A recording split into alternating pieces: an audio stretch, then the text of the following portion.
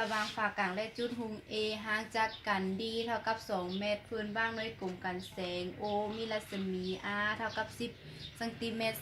เส้นซื่อ AO ต่างซากกับผากกลางและระยะห่าง OA เท่ากับ D จงคิดลายรัศมี R ของเงาหน่วยกลุ่ม U ผากกลางใน2กรณีที่1 D เท่ากับ1เมตรกรณีที่2 D เท่ากับ125ซนเมตรจากบริเขาจะไปสังเกตวงหูเนาะนี่มันจุดหุง A นี่มันวัตถุกันแสงนี่มันฝักกลางนี่มันทิศทางของแสงเนื่องใส่วัตถุกันแสงเกิดให้มีเงาอยู่ฝักกลาง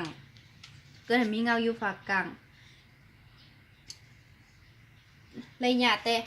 A หา O ขีดเท่ากับ2ซนเมตรระยะแต่ BO เท่ากับ10ซนเมตรฉะนั้นเราจะไปโซหารัศมีเงาหน่วยกลมที่อยู่ภาคกลางคือ B ขีด O ขีดเท่ากับ R เราจะไปโซหา R เราสังเกตเห็นว่ารูป3J รูป 3J มันมี2รูปเนาะเราจะเอามาแต้มออกเพื่อให้บทได้เข้าเบิ่งง่ายขึ้นรูปตัวที่1 A O จุด A จุด O จุด B จุด B จุด O ตัวที่2 A B ขีด O ขีดเราจะไปโซหา R เนาะนำใส่หลักเกณฑ์ตาเล็ด AO ส่วนให้ AO ขีดเท่ากับ BO ส่วนให้ BO ขีดถอนมา BO เท่ากับ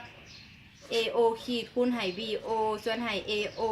กรณีที่1 D1 เท่ากับ1เมตร D1 B1 ขีด O1 ขีดเท่ากับ D คูณ R ส่วนให้ D น้อย